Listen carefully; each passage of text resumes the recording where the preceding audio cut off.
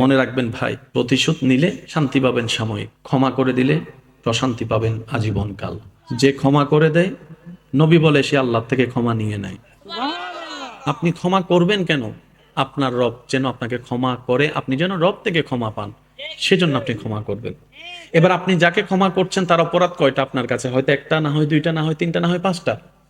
কিন্তু আপনার আমার অপরাধ আল্লাহর কাছে কয়টা? হাজার হাজার। আপনি একটা অপরাধের কারণে, পাঁচটা অপরাধের কারণে কাউকে মাফ করে দিলেন, ওদিকে ওনার আল্লাহ খুশি হয়ে আপনার হাজার অপরাধ মাফ করে দিয়েছে। এবার বলেন, আপনি কি লসে আছেন না লাভে আছেন? আর একটু জোরে বলেন। আর বুদ্ধিমান তো লাভের ব্যবসা না করে। কথা বলেন ঠিক কিনা?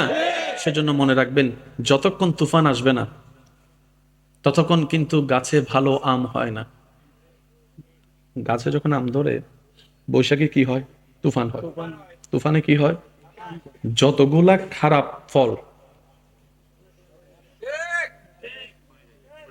যতগুলা খারাপ দুর্বল, সব ভিতরে যায়। যেটা ভালো সেটা টিকে যায়। ঠিক আছে। সেজন্য আপনি আমি সেটা ভালো করে খেতে পারি, আর না হয় সব এক রকমের হয়ে যেত। ঠিক সেজন্য যতক্ষণ জীবনে তুফান আসবে না, সামনে আগানো হবে না। ঠিক। যখনই দেখবেন কেউ আপনাকে পিছনে টানতে চাচ্ছে, আপনি শুধু ধৈর্য ধরে আল্লাহর দিকে তাকায় থাকবেন। বান্দা আপনাকে টেনে 10 সিঁড়ি পিছিয়ে নামানোর চেষ্টা করবে, ওই বান্দার আল্লাহ আপনার ধৈর্য দেখে খুশি হয়ে আপনাকে 100 সিঁড়ি আগিয়ে দিবে। আপনি আমি যদি এগোই 100 সিঁড়ি পার হতে 1 বছর লাগবে, কিন্তু আল্লাহ যখন এগিয়ে দিবে সেটা সেকেন্ডের ভিতরে হয়ে যাবে। সেজন্য মনে রাখবেন, যখনই দেখবেন বিপদ কষ্ট পরিচিত অপরিচিত মানুষের কাছ থেকে আসা শুরু করবে, আপনার আমার কোনো কাজ নাই, শুধু রবের সন্তুষ্টি এবং হুকুমের দিকে তাকিয়ে থাকা ছাড়া আপনার আমার কোনো কাজ নাই। বেশি কষ্ট লাগলে কাউকে কিছু শেয়ার না করে সিজদার মধ্যে জায়নামাজটা করে, জায়নামাজটা বিছিয়ে সিজদায় পড়ে যা বলার রবকে বলেন, যা বলার রবকে বলেন। কান্না করলেও রবের দরবারে করেন। কারণ দুনিয়ার মানুষের জন্য কান্না করলে কেউ হাতও বুলাই দিবে না, কেউ আফসোসও করবে না, কেউ আপনার সেই কান্না দেখে নিজের মনে কষ্টও নিবে না। কিন্তু বান্দা যখন রবের প্রেম নিয়ে, নবীর প্রেম নিয়ে, যখন রবের ভয় নিয়ে রবের জন্য কান্না করে, ওই প্রত্যেকটা ফোঁটা পানি জাহান্নামের আগুনকে নিভিয়ে দেওয়ার ক্ষমতা আল্লাহ সেই পানিতে দান করে দেন। সুবহান। শরীর যখন আমাদের অসুস্থ হয়, আমাদের দৌড়টা ইঞ্জিনিয়ারের কাছে যায় না, ডাক্তারের কাছে যায়। ঠিক। একটু যদি কষ্ট না হয় আওয়াজ দিই। যদি আপনার একটা ঘর বানানোর প্রয়োজন হয়, আপনি দৌড়টা কখনো ডাক্তারের দিকে দিবেন না, একটা ইঞ্জিনিয়ারের দিকে দিবেন।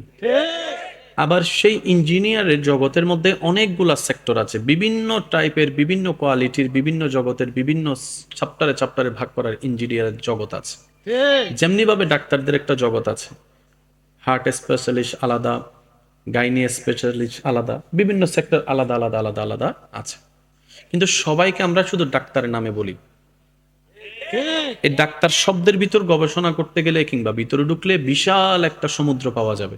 ঠিক। আপনার আমার জীবনে, জীবন চলার পথে এক এক সেক্টরের জন্য এক একটা সেক্টর করা দেওয়া আছে। ঠিক। যদি বাজারের দরকার হয় দোকান আলাদা, ওষুধ দরকার হলে ফার্মেসি আলাদা, রড দরকার হলে দোকান আলাদা, ইট দরকার হলে জায়গা আলাদা, সিমেন্ট দরকার হলে জায়গা আলাদা, তারপরে বিভিন্ন আপনার স্টেশনারি জিনিস দরকার হলে আলাদা, এইভাবে বিভিন্ন সেক্টর।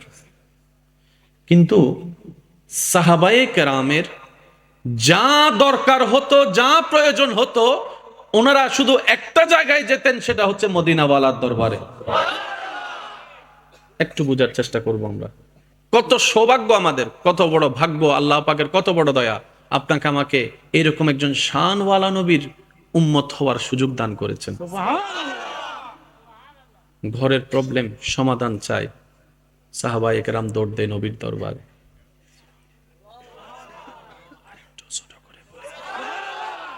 সামাজিক সমস্যার সমাধান দরকার, সাহাবায়ে কেরামের দৌড় নবীর দরবারে। শারীরিক সমস্যার সমাধান চায়, নবীর দরবারে উপস্থিত হয়ে যায়। মানসিক সমস্যার সমাধান চায়, নবীর দরবারে উপস্থিত হয়ে যায়। অর্থনৈতিক সংকটের থেকে মুক্তি পাওয়ার জন্য নবীর দরবারে উপস্থিত হয়ে যায়। সর্বদিকে যতগুলা সেক্টর আছে, সাহাবায়ে কেরাম প্রত্যেকটা সেক্টরে আপনার আমার নবীর কাছে উপস্থিত হতেন। এবার একটু ভাবার বিষয়, বাংলা বইয়ের মধ্যে অঙ্ক পাওয়া যায় না, গণিত বইয়ের মধ্যে আপনার উর্দু পাওয়া যায় না, এক একটা জ্ঞান আলাদা আলাদা, টিচারও আলাদা, সাবজেক্টও আলাদা, ঠিক। কিন্তু সাহাবায়ে কেরাম প্রত্যেকটা বিষয়ে নবীজির দরবারে হাজির হতেন, সুবহানাল্লাহ, নবীজির সামনে সমস্যা পেশ করতেন। সুবহানাল্লাহ। এমন কখনো হয়নি সাহাবায়ে কেরাম জানতে চেয়েছেন, নবী উত্তর দিতে পারেনি, এমন হয়নি। একটু মনোযোগ চাইবো আমি সবার। সাহাবায়ে কেরাম প্রশ্ন রেখেছেন, উত্তর নবীর দরবার থেকে পাওয়া হয়নি, এমন কখনো ঘটেনি। এবার ডাক্তারের কাছে যদি গিয়ে আপনি ঘর সম্পর্কে জিজ্ঞেস করেন, উনি প্রথম কথা বলবেন, ভাই এইটাতে আমাকে জিজ্ঞেস করিয়েন না, এই বিষয়ে জ্ঞান আমার, বলেন না, জ্ঞান আমার, আর এখানে ছোট হওয়ার কিছু নাই। না জানি বললে এখানে ছোট হওয়ার কিছু, বরং সেটা উদারতার প্রমাণ। না জেনে উল্টা জানার ভাব করাটাই হচ্ছে বড় অন্যায়। কথা বলেন ঠিক কিনা? সাহাবায়ে কেরাম চিকিৎসা বিষয়ে প্রশ্ন করেছেন, নবীর দরবার থেকে সমাধান পেয়েছেন। পারিবারিক সমস্যার বিষয়ে প্রশ্ন করেছেন, নবীর দরবার থেকে সমাধান পেয়েছেন। যুদ্ধের বিষয়ে সমাধান চেয়েছেন, যুদ্ধের বিষয়ে সমাধান চেয়েছেন, নবীর দরবার থেকে সমাধান পেয়েছেন। ভাই ভাইয়ের সমস্যা, ভাই বোনের সমস্যা, সন্তান মার সমস্যা, পারিবারিক সমস্যা, সামাজিক সমস্যা, রাষ্ট্রীয় সমস্যা, দেশীয় সমস্যা, অর্থনৈতিক সমস্যা, ব্যবসার সমস্যা, চাকরির সমস্যা, গোলামের সমস্যা, মুনিবের সমস্যা, সুবহানাল্লাহ একটু জোরে বলি না, যত ধরনের সমস্যা একটা জায়গায় সাহাবায়ে কেরামের উপস্থিতি। জানতে চেয়েছেন, আল্লাহর হুকুমে নবী জানাই দিয়েছেন। সেই নবীর উম্মতের খাতায় আপনার আমার নাম লেখা। আল্লাহ তাআলা আমাদেরকে সেই মর্যাদা রক্ষা করে চলার তৌফিক দান করুন। কষ্ট হচ্ছে না তো আপনাদের? 2-4 মিনিট নিলে কোনো কষ্ট হবে? অনেকের বসতে হয়তো কষ্ট হচ্ছে না। ওই যে আমার ভাই বলেছেন, যেই ইবাদতের মধ্যে কষ্ট বেশি সেটার নিয়ামত সওয়াবও। সাহাবায়ে কেরাম নবীর প্রেমে এমন ফানা, এমন দেওয়ানা ছিলেন, নবীকে সামনে রেখে সব ত্যাগ দিয়েছেন। আর একটু আস্তে করে বলি, সাহাবীর জগতে এমন একজন সাহাবী যিনি ইসলাম ধর্ম গ্রহণের পূর্বে রাজকীয় জীবন যাপন করেছেন। যার কাপড়, যার শরীরের পারফিউম, যার জীবন চলাটা বর্তমানে যেগুলো ভিআইপি তাদেরকেও হার মানায় দিবে, তৎকালীন সময়ে এরকম ভিআইপি ভাবে উনি চলতেন। কিন্তু যখন মদিনাওয়ালার প্রেম সাগরে ডুব দিয়েছেন, আল্লাহর প্রেমের রহমতের ছোঁয়া পেয়েছেন, উনি সবকিছু ছেড়ে দিয়ে ইসলাম ধর্ম গ্রহণ করে নিয়েছেন। এবার ওনার মা বাবা সন্তানের এই কর্মের কারণে, ইসলাম ধর্ম গ্রহণ করার কারণে বিভিন্ন পারিবারিক সামাজিক চাপের সৃষ্টি হওয়া শুরু করলো ওনার মা বাবার উপর। ওনার মা বাবা লজ্জার মধ্যে থাকতে শুরু করলেন যে তোমার সন্তান ইসলাম ধর্ম গ্রহণ করেছে, তোমরা মা বাপ হয়ে কি করছো? এবার মা বাপ প্ল্যানিং করলেন, যেই সন্তান ছোটবেলার থেকে চাওয়ার আগে সবকিছু পেয়েছে, কাপড় একবার হয়তো পরলে দ্বিতীয়বার আর পরার প্রয়োজন হয়নি, এত কাপড়ের ভান্ডার হয়েছে, ওনার থেকে যদি আস্তে আস্তে টাকা কেড়ে নি, কাপড় কেড়ে নি, সম্মান কেড়ে নি, সুযোগ কেড়ে নি, রাজত্ব কেড়ে নি, হয়তো আমার সন্তান আবার অভাবে পড়ে বাধ্য হয়ে হলো ইসলামকে ছেড়ে, নবী রাহমাতুল লিল আলামিনকে ছেড়ে আবার হয়তো আমাদের দলে যোগ দিবে। কিন্তু বাস্তবতা বড় ভিন্ন। সন্তান থেকে টাকা নিয়ে নিচ্ছে, পোশাক নিয়ে নিচ্ছে, সুযোগ সুবিধা কেড়ে নিচ্ছে। সন্তান বলে, মা সব কেড়ে নাও, সব কেড়ে নাও, সব কেড়ে নাও, হাসি মুখে সব দিয়ে দিতে রাজি আছি, কিন্তু নবী রাহমাতুল লিল আলামিনের প্রেম ছাড়তে রাজি না, প্রেম ছাড়তে রাজি না। নবী রাহমাতুল লিল আলামিনের সে প্রেম ছাড়তে আমি রাজি না। কারণ এই দলের মধ্যে যোগ দিয়ে ইসলাম ধর্ম গ্রহণ করে আমি যেই সন্ধান, যে শান্তি পেয়েছি, আমি পৃথিবীর জমিনে বেঁচে থেকে এতদিন সেই শান্তি পাইনি। তোমাদের কাছে থাকা অবস্থায় হয়তো কাবরের অভাব হয় নাই, টাকার অভাব হয় নাই, খাবারের অভাব হয় নাই, পারফিউমের অভাব হয় নাই, ক্ষমতার অভাব হয় নাই, সম্মানের অভাব হয় নাই। তুমি মা দেখছো হয়তো আমি ওনার দলে যোগ দিয়ে ইসলাম ধর্ম কবুল করার কারণে আমার শরীরে হয়তো কাপড় আর আগের মতো দেখা যাচ্ছে না, ফাটাছিটা কাপড় হয়তো দেখতে পাচ্ছ, আগের মতো পারফিউম হয়তো তুমি দেখতে পাচ্ছ না, আমার সচ্ছলতা হয়তো দেখতে পাচ্ছ না। আগে আমি ডেলি 3 বেলার জায়গায় 6 বেলা খাওয়ার সুযোগ থাকলো, এখন হয়তো 3 দিনও 1 বেলা খেতে পারি না। তুমি এটা দেখছো, মাগো তুমি তো সেটা দেখছো না। আমার মনের শান্তির খবর তো তুমি জানো না, আমার হৃদয়ের শান্তির খবর তো তুমি জানো না। মাগো ওই সচ্ছলতা জীবনের চাইতো 1000 গুণ সম্মানের, 1000 গুণ শান্তির, 1000 গুণ ইজ্জতের এই গরিবী জিন্দেগি, যেই গরিবীর জিন্দেগির মধ্যে আমি বান্দা হয়ে আমার স্রষ্টার খোঁজ পেয়েছি, আমি উম্মত হয়ে আমার নবীর সন্ধান পেয়েছি। সুবহান আল্লাহ।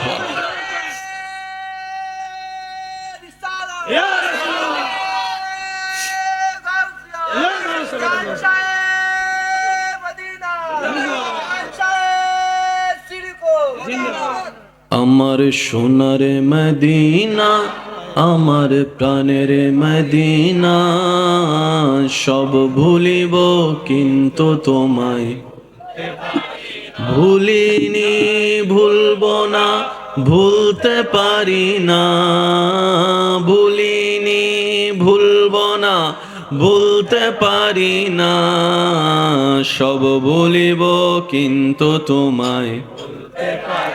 সবাই বলি আমার সোনার মদিনা, আমার প্রাণের মদিনা, সব ভুলিব কিন্তু তোমায়।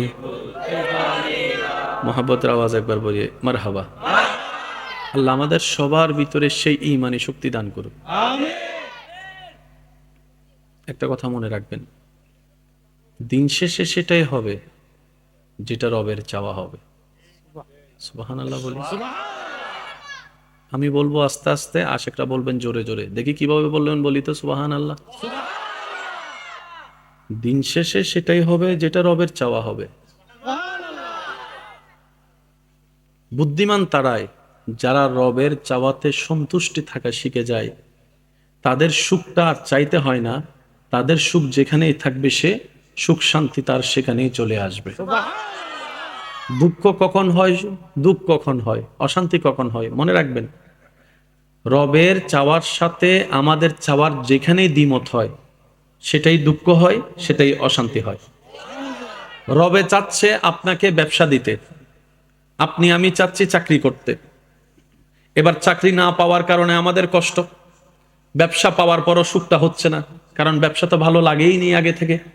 তো বান্দারা কি করে, যারা সত্যিকার বান্দা তারা বলে দিনটাও রবের হুকুম, রাতটাও রবের হুকুম, সূর্যোদয়ও রবের ইচ্ছা, সূর্য অস্তও রবের ইচ্ছা। সুবহানাল্লাহ। কোনো প্রকার খুঁটি ছাড়া এই যে মধ্য আকাশে সূর্য দাঁড়িয়ে থাকে, এটাও আমার রবের ইচ্ছা। হায়াতও আমার রবের ইচ্ছা, মওতও আমার রবের ইচ্ছা। প্রত্যেকটা কিছু যেহেতু আমার রবের ইচ্ছাই, আমি বান্দাও আমার সারাটা জীবনের 24টা ঘন্টার প্রতিটা সেকেন্ডকে আমার রবের ইচ্ছার উপর ছেড়ে দিয়েছি। সুবহানাল্লাহ। আমার প্রত্যেকটা সেকেন্ড আমার রবকে সন্তুষ্টি করার জন্য। এবার আমার রব যদি আমাকে দালানে রাখতে চায়, আমি দালানে থেকে খুশি। আমার রব যদি আমাকে মাটিতে শুয়ে রাখতে চায়, আমি মাটিতে শুয়ে খুশি। এই সমস্ত বান্দাদের জন্য রবের ফরমান, রব বলে যে দুনিয়ার কষ্ট যে সয়ে আমি রবকে খুশি করে কবরে আসবে ঈমানের সাথে। নেক আমল যদি কমও থাকে, আমি রহমান তাকে দয়া করে জান্নাতে ঘরের ব্যবস্থা করে দিব। সুবহানাল্লাহ। আর রবের ওয়াদা কখনো মিস যায় না। আমরা কাকে খুশি করতে চাই? কিন্তু বেশিরভাগ সময় আমাদের জীবন কাটে মানুষকে খুশি করতে গিয়ে, যার বাস্তব ফল দেখা যায় দিন শেষে কেউ কাউকে আর খুশি রাখতে পারি না। 10টা ভালো করলেও মনে না রাখলেও ওই একটা 19-20 হলে সেটা আজীবন খোঁটা দিতেই থাকে, আজীবন ওইটা স্মরণ করিয়ে দিতে থাকে। আপনি একটু ঠান্ডা মাথায় খেয়াল করলে দেখবেন, কেউ যখন একটু মিশুক হয় তাকে দেখে অনেকে বলে এটার কোনো প্রেস্টিজ নাই, আত্মসম্মান নাই, হায়া শরম নাই, সবার সাথে মিশে যায়। আবার সে মানুষটা যখন ওই কথাগুলাকে কানে নিয়ে নিজেকে রিজার্ভ করে ফেলে, কারোর সাথে মিশে না, কথা বলে না, বলে যে দেখ না তার বাপটা কেমন, অহংকারটা কেমন, মিশলেও জ্বালা, না মিশলেও জ্বালা। আপনি একটু হেসে হেসে কথা বলবেন, আপনাকে কেউ দামও দিবে না, সম্মানও করবে না, ভয়ও পাবে না। ঠিক একটু মুড নিয়ে কথা বলবেন, তাকে বদনাম করবে, কারণ চেহারা দেখলেও ভয় লাগে। ঠিক আমি কি বুঝাতে পারছি কথা? ঠিক আপনি খাইলেও জ্বালা, না খাইলেও জ্বালা, হাঁটলেও জ্বালা, বসলেও জ্বালা, ঘুমাইলেও জ্বালা, না ঘুমাইলেও জ্বালা। ঠিক একটু জোরে বলি ঠিক কিনা? বেশি মিশলেও জ্বালা, কম মিশলেও জ্বালা, কথা বললেও জ্বালা, কথা না বললেও জ্বালা। কারণ এটা দুনিয়া, এটা জান্নাত নয়। এখানে এগুলা যতদিন বেঁচে থাকবেন এগুলা থাকবে। তাই বুদ্ধিমানরা মানুষকে খুশি করতে না চেয়ে মানুষের স্রষ্টাকে খুশি করার পিছনে লেগে যায়। সুবহানাল্লাহ। কারণ স্রষ্টা যখন কোনো বান্দার উপর রাজি হয়ে যায়, ওই স্রষ্টার সমস্ত সৃষ্টি ওই সৃষ্টির বান্দাটাকে মহাব্বত করতে শুরু করে, ওই বান্দাকে মহাব্বত করতে শুরু করে, যে রবের সন্তুষ্টি হাসিলের পক্ষে লেগে যায়। বলেন না সুবহানাল্লাহ। আল্লাহ তাআলা আমাদের সবাইকে সেই নিয়ামত নেওয়ার তৌফিক দান করুন। আমিন এবার আমি কিছু কথা বলবো, আপনারা শুধু বুঝে বুঝে আমাকে উত্তর দিবেন। আল্লাহর ভালোবাসা আমাদের দরকার আছে কি নাই? আছে রবের ভালোবাসা ছাড়া বান্দার জন্য, নবীর ভালোবাসা ছাড়া উম্মতের জন্য প্রাণহীন একটা পুতুল মাত্র আমরা। কথা বলেন ঠিক কিনা? আল্লাহ কাদেরকে ভালোবাসেন, কাদেরকে ভালোবাসেন না। আমি কিছু কথা বলবো, আপনারা শুধু শুনে শুনে বলবেন আল্লাহ কি এই সমস্ত বান্দাদেরকে পছন্দ করেন নাকি করেন না, ভালোবাসেন কি বাসেন না, আপনারাই বলবেন। অত্যাচারীকে আল্লাহ ভালোবাসে, না আওয়াজটা মনে হয় একটু বড় হবে। না অত্যাচারীকে আল্লাহ ভালোবাসে, না সুদখোরকে আল্লাহ ভালোবাসে, না ঘুষখোরকে আল্লাহ ভালোবাসে, না বেয়াদবকে আল্লাহ ভালোবাসে, ঝগড়াটিকে আল্লাহ ভালোবাসে, না প্রতারককে আল্লাহ ভালোবাসে, দুই নম্বরই যারা করে তাদেরকে আল্লাহ ভালোবাসে, না আল্লাহর সীমাকে লঙ্ঘন যারা করে তাদেরকে আল্লাহ ভালোবাসে, না মুরব্বির সাথে যারা বেয়াদবি করে তাদেরকে আল্লাহ ভালোবাসে, না মা বাবার সাথে যারা অত্যাচার করে, মা বাবাকে কষ্ট দেয় অন্যায়ভাবে, তাদেরকে আল্লাহ ভালোবাসে, না যৌতুকের কারণে বউয়ের উপর গায়ে হাত তুলে তাদেরকে আল্লাহ ভালোবাসে। একটু জোরে বলি। ওজনে 19-20 করে যারা, তাদেরকে আল্লাহ ভালোবাসে। না রাস্তা যারা বন্ধ করে, পানি যারা বন্ধ করে, তাদেরকে আল্লাহ ভালোবাসে। না যারা অন্যের বিয়ে ভঙ্গন করে দেয় ভৌনি দিয়ে, তাদেরকে আল্লাহ ভালোবাসে। না গীবত করে পিছনে পেঁচ লাগাই দেয়, পিন মেরে দেয়, তাদেরকে আল্লাহ ভালোবাসে। না এই সমস্ত কাজ থেকে আল্লাহ যেন আমাদেরকে হেফাজত করে। এবার বলবো, এগুলার উত্তর আপনারা দিবেন। ফরহেজগার বান্দাকে আল্লাহ, ভালো আছে মাশাআল্লাহ, আরেকটু জোরে। ভালো আছে ফরহেজগার বান্দাকে আল্লাহ, তাকিন বান্দাকে আল্লাহ, ভালো আছে সৎ বান্দাকে আল্লাহ, ভালো আছে ভদ্র বান্দাদেরকে আল্লাহ, নম্র বান্দাদেরকে আল্লাহ, ভালো আছে সহযোগিতাকারী বান্দাদেরকে আল্লাহ, ভালো আছে উপকারী বান্দাদেরকে আল্লাহ, ভালো আছে ধৈর্যশীল বান্দাদেরকে আল্লাহ, ভালো আছে সহ্য যারা করে রবের সন্তুষ্টির দিকে তাকিয়ে তাদেরকে আল্লাহ, ভালো আছে নামাজীদেরকে আল্লাহ, ভালো আছে রোজাদারকে আল্লাহ, ভালো আছে মা বাবাকে খুশি করে চলে এমন সন্তানকে আল্লাহ, ভালো আছে স্বামী হিসেবে স্ত্রীর হক, স্ত্রী হিসেবে স্বামীর হক যারা আদায় করে তাদেরকে আল্লাহ, ভালো আছে বড়দেরকে যারা সম্মান করে, ছোটদেরকে যারা স্নেহ করে তাদেরকে আল্লাহ, ভালো আছে যে যার যতটুক সম্পত্তি প্রাপ্য তাকে সম্পত্তি যে দিয়ে দেয় তাদেরকে আল্লাহ, ভালো আছে যারা ধৈর্য ধারণ করে তাদেরকে আল্লাহ। ভালো আছে একবার বলি সুবহানাল্লাহ। আল্লাহ আমাদেরকে যে হায়াতটা দিয়েছেন, এই হায়াতের মেইন অর্থটা কি? এক কথায় বুঝি, পরকালীন সুন্দর জীবন পাওয়ার জন্য আল্লাহ আমাদেরকে একটা সুযোগ দিয়েছে। সুবহানাল্লাহ আর একটু মহাব্বতে সুবহানাল্লাহ বলা যায়। পরকালীন জীবনকে সুন্দর করার জন্য আল্লাহ তাআলা আমাদেরকে যে সুযোগটা দিয়েছেন, এটার নামে হায়াত, এটার নামে জীবন। আল্লাহ কিন্তু একবারও বলে নাই খাওয়া দাওয়া বন্ধ কর, আমাকে খুশি করতে লেগে যা। একবারও বলে নাই ব্যবসা করতে পারবি না, চাকরি করতে পারবি না, আল্লাহ একবারও বলে নাই। আল্লাহ এটা পর্যন্ত বলে নাই ঘর থেকে বের হয়ে রাস্তায় যেতে পারবি না, বন্ধু বান্ধবের সাথে দেখা করতে পারবি না, কথা বলতে পারবি না, শুধু আমাকে নিয়ে থাকবি। আল্লাহ একটাবারও বলে নাই। না। আল্লাহ তাআলা বলেছেন সব কর, কিন্তু প্রত্যেকটা করা যেন আমার নবীর দেওয়া সুন্নত মোতাবেক হয়, তাহলে তোর করাই করা হবে, সুন্নতে সুন্নত আদায় হবে, আমি রব খুশি হয়ে যাব, তোর করার উপর খুশি হয়ে আমি আল্লাহ সওয়াবের ব্যবস্থা করে দেব। করতে নিষেধ করেননি, তবে আল্লাহ চেয়েছেন, আল্লাহ চাচ্ছেন আমরা যেন কাজগুলোকে সুন্নত মোতাবেক করি। এখানে আমি একটা কথা এড করতে চাই, সেটা হচ্ছে যে নবীজির সুন্নত, সুবহানাল্লাহ। সুবহানাল্লাহ বিজ্ঞানের যতগুলো আবিষ্কার আছে, আপনি একটু দেখলে দেখবেন বিজ্ঞান অনেক কিছুই আবিষ্কার করেছে যে একই তত্ত্ব 1450 বছর আগে আল্লাহ তাআলা নবীর মাধ্যমে জানিয়ে দিয়েছেন। যে পানি খাওয়ার যে নিয়মটা বর্তমান ডাক্তাররা বারবার বলছে, একই পদ্ধতি আমাদের নবী আগে থেকেই জানিয়ে দিয়েছে। সুবহানাল্লাহ। নবীজির প্রত্যেকটা সুন্নত নিয়ে যদি আপনি ঠান্ডা মাথায় একটু গবেষণা করে দেখবেন, দেখলে দেখবেন আপনি সেখানে রাষ্ট্রবিজ্ঞানও পাবেন, সমাজবিজ্ঞানও পাবেন, অর্থনীতিও পাবেন, আপনি সেখানে চিকিৎসা বিজ্ঞানও পাবেন। প্রত্যেকটা সেক্টরে আল্লাহ নবীকে দিয়ে কাজ করিয়ে দিয়েছেন, বলেন সুবহান। আল্লাহ আমাদেরকে নবীজির সুন্নত মেনে চলার তৌফিক দান করুন। সপ্তাহের রাতের ভিতরে সবচেয়ে দামি রাত বৃহস্পতিবার রাত, রানিং মানে জুমা রাত, যেটাতে এখন আমরা আছি। সপ্তাহের মধ্যে সবচেয়ে দামি দিন শুক্রবারের দিন, সুবহানাল্লাহ। যেটা আগামী কালকে হবে।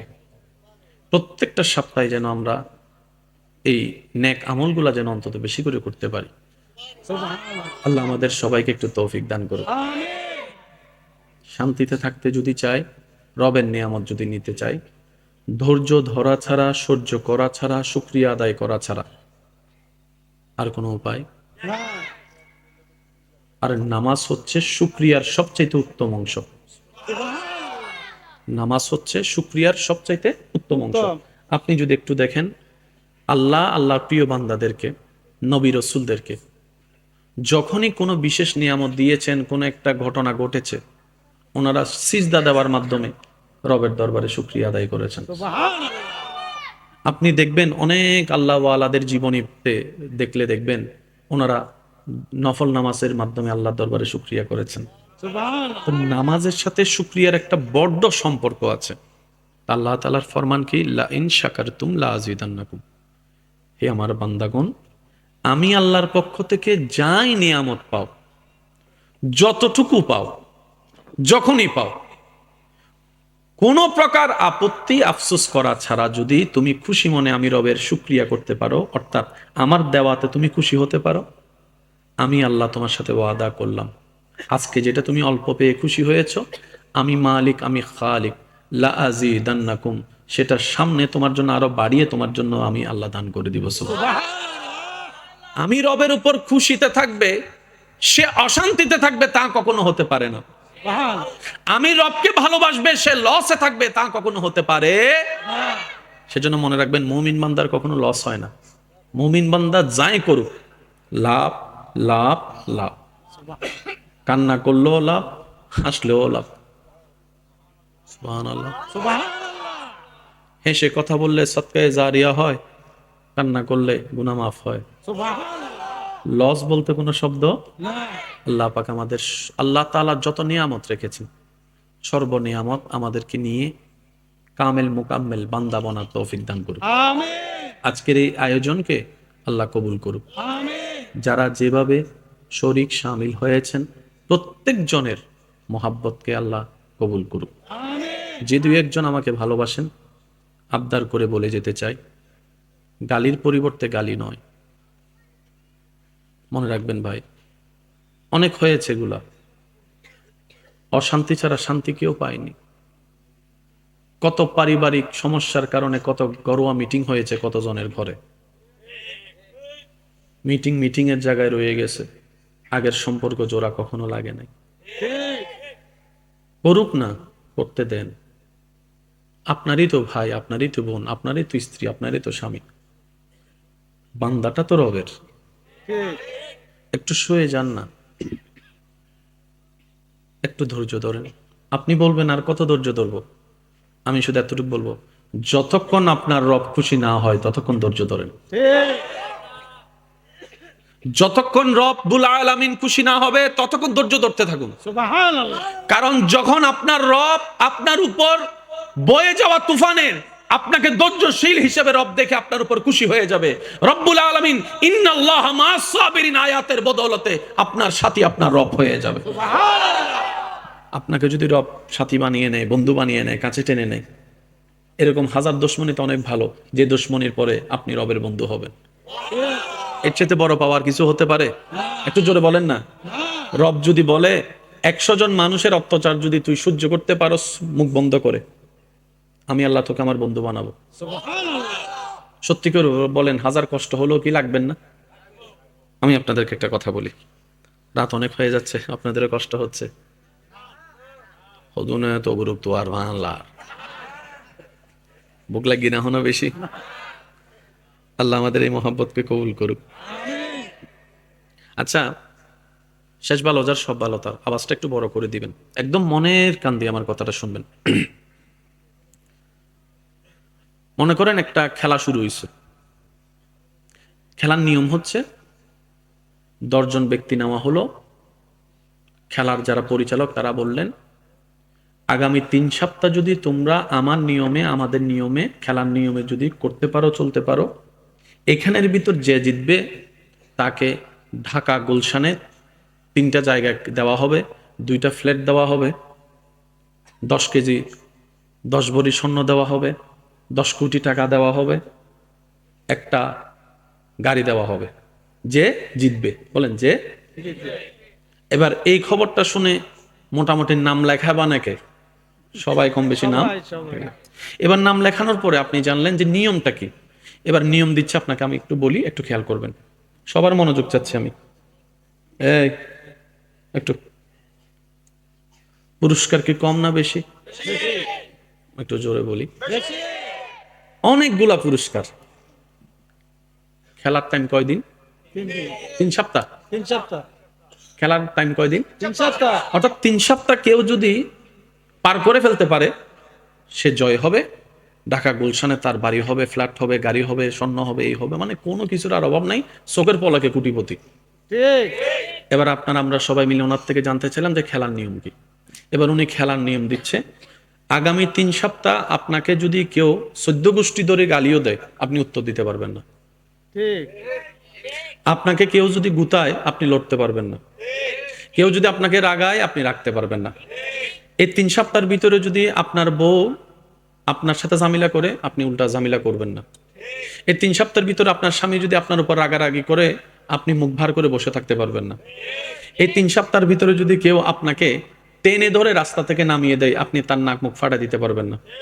এই 3 সপ্তাহের ভিতরে কেউ যদি আপনার পিছনে কাটা দেয় আপনি তাকে উল্টা ছুরি মারতে পারবেন না। এই 3 সপ্তাহের ভিতরে কেউ যদি আপনাকে গালমন্দ করে তার উত্তর দেওয়ার আপনার কোনো সুযোগ নেই, আপনাকে চুপ করে সহ্য করতে হবে। এই 3 সপ্তাহের ভিতরে যদি খাবার অভাব হয় আপনি অস্থির হতে পারবেন না। এই 3 সপ্তাহের ভিতরে যদি আপনার অপমান হয় কিংবা কোনো কিছুতে ফেল করেন আপনি সুইসাইড করতে পারবেন না, নেশা করতে পারবেন না। এই 3 সপ্তাহের ভিতরে যদি আপনার শারীরিক কোনো কষ্ট হয় আপনি হা হুতাশ করে চিল্লাইতে পারবেন না, নিজের ভিতর রাখতে হবে। এক কথায় আপনাকে ধৈর্যশীলের পরিচয় দিতে হবে, সহ্য করনেওয়ালার পরিচয় দিতে হবে, ক্ষমাকারী হিসেবে আপনাকে প্রতিষ্ঠিত করতে হবে। কেউ অন্যায় করলে তাকে মাফ করে দিতে হবে, প্রতিশোধ নিতে পারবেন না।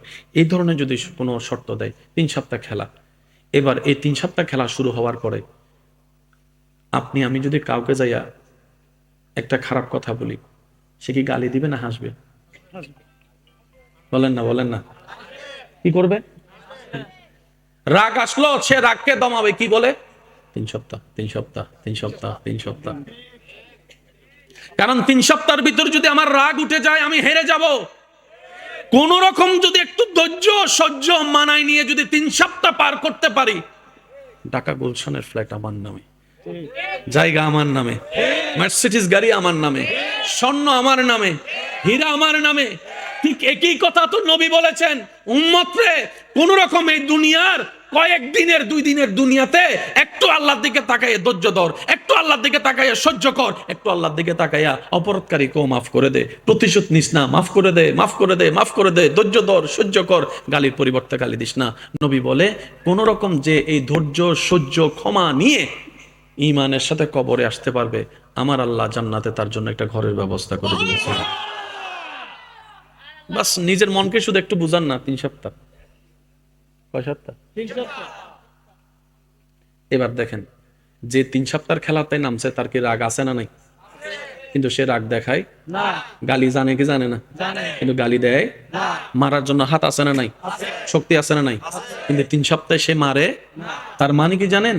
রাগ করাটাও আপনার কন্ট্রোলে, মারাটাও আপনার কন্ট্রোলে। ধৈর্য করাটাও আপনার কন্ট্রোলে, সহ্য করাটাও আপনার কন্ট্রোলে।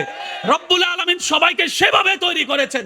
আল্লাহ পাক বলে, বান্দা তোকে রাগও দিলাম, ধৈর্য ধরার ক্ষমতাও দিলাম, বাকিটা তোর ইচ্ছা।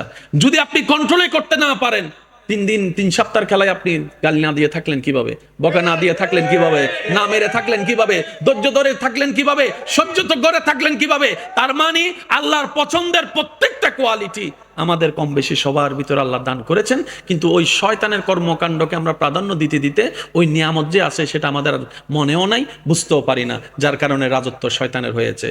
মনে রাখবেন ভাই, প্রতিশোধ নিলে শান্তি পাবেন সাময়িক, ক্ষমা করে দিলে প্রশান্তি পাবেন আজীবনকাল।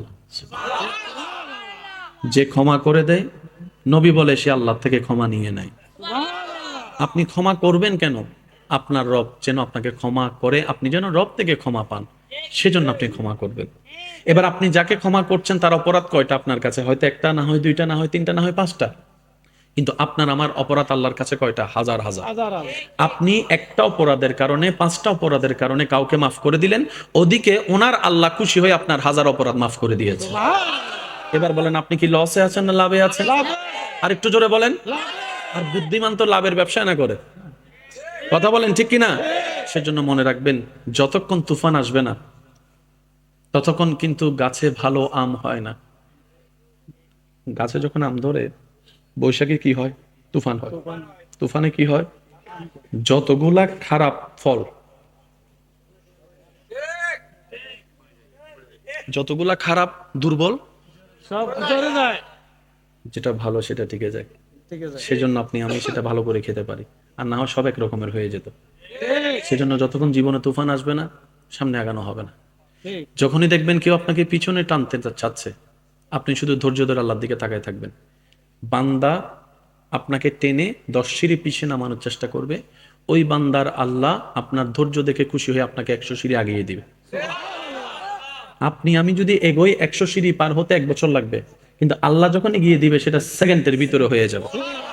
সেজন্য মনে রাখবেন, যখনই দেখবেন বিপদ কষ্ট পরিচিত অপরিচিত মানুষের কাছ থেকে আসা শুরু করবে, আপনার আমার কোনো কাজ নাই, শুধু রবের সন্তুষ্টি এবং হুকুমের দিকে তাকিয়ে থাকা ছাড়া আপনার আমার কোনো কাজ নাই। বেশি কষ্ট লাগলে কাউকে কিছু শেয়ার না করে সিজদার মধ্যে করে নামাজটা বিছিয়ে সিজদায় পড়ে যা বলার রবকে বলেন, যা বলার রবকে বলেন। কান্না করলেও রবের দরবারে করেন, কারণ দুনিয়ার মানুষের জন্য কান্না করলে কেউ হাতও বুলাই দিবে না, কেউ আফসোসও করবে না, কেউ আপনার সেই কান্না দেখে নিজে মনে কষ্টও নিবে না। কিন্তু বান্দা যখন রবের প্রেম নিয়ে, নবীর প্রেম নিয়ে, যখন রবের ভয় নিয়ে রবের জন্য কান্না করে, ওই প্রত্যেকটা ফোঁটা পানি জাহান্নামের আগুনকে নিভিয়ে দেওয়ার ক্ষমতা আল্লাহ সেই পানিতে দান করে দেন। সুবহান আল্লাহ তাআলা আমাদেরকে নিয়ামত নেওয়ার তৌফিক দান করুন। আজকের এই হাজিরিকে কবুল করুন।